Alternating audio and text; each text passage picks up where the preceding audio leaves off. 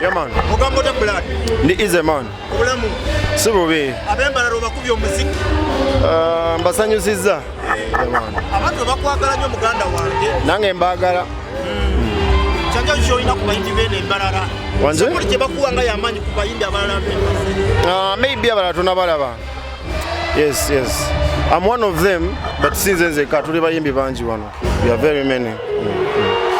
Katogeza okulaba ng'ennaku zino abayimbi b'embala batandise okulosinga okuddako mu Kampala oba goyeka ya kulosinga.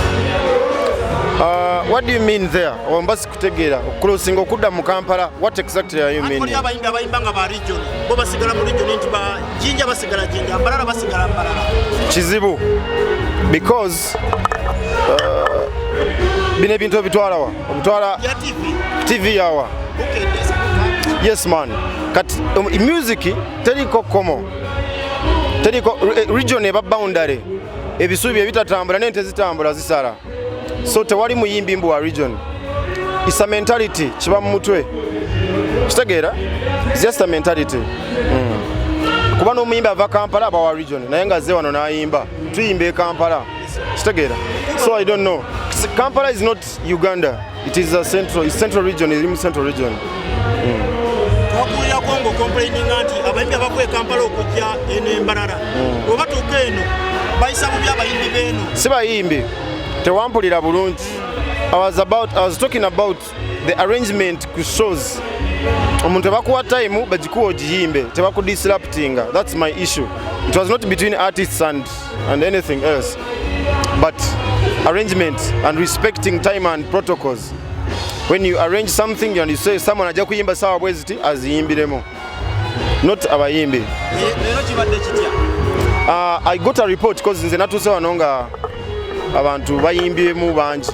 I got a report from another reporter that it was smooth. No one was disrespected, which is okay. Neko kikyolabye kwenga kwe. You as a person. Ndabye abayimbi babiri basatu until they gave them time and it's okay.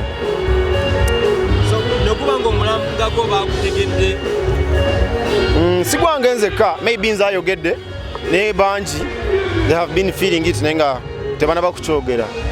Yes. And as you know, there is always time to keep quiet and time to talk. Bosirika nga tewoosirikidde obadde olina okwogerera oba okoze bubi. Agamba nti nno tewali muyimbi wa region nobanga concert yo bagikola eno onagikola Kampala tegeeza ki bwe nzija e Kampala mba nfuuse ki katugambe nkozeeyo concert. Omuyimbi bamubalira ku concert. Concert omuyimbi bamubalira ku concert plan. Kyolowooza? No, endowooza yo waliyo omuyimbi kati epas si muyimbi. Kati what do you mean? Ogamba omuyimbi bamubalira ku concert epas talina concert otogambye muyimbi. What do you mean? You have to check your mentality. Ebintu ebimu babyatekamu buteesi. Nze kimu ekyandeeta mu kuyimba n'ennyimba nga mbeera wano nga sivaawo mbeera mbalala Western Uganda nga gye nsinziira okuyimba ate n'ennyimba mu Lunyankole. It's because waliwo mentality mbu Abanyankore tebayimba and I wanted to rub that. Abanyankore tebayimba tebasobola kuyimba something like that. It was propaganda. So we are here to generation eno talina kubanga endala. We have to think different. Kati omuyimbi manya nti tebamubalira ku concert. Mutasobola kuyimba natakola concert ate nakola ne ssente nafa ne bamuziika nga amazina yenge yali muyimbi w'amaanyi.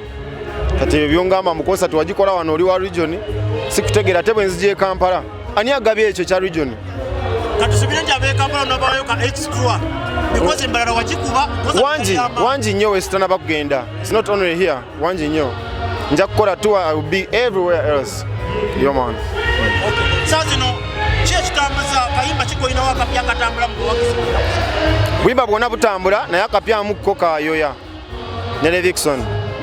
Yo man. Kego kamako yakaka omukolo gwandi.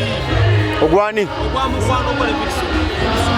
Ojja mubuuza simanyi oba alina omukazi oba alina omukolo. Ojja mubuuza nze nakola ogwange omukolo gwaggwa. Wali okiteeseteese oba walinawo kimanyi kimukolo? Kiki nali nteeseteese? Akabadi akaliwo akadizaya kali kabadi byali bituufu. Yali ndowooza yo kofe twakola video naye gwe ofuna ekifaananyi n'ogamba ate embaga. It is your thinking. Still it goes to your mentality. Kulaba ekintu n'okirowooleza.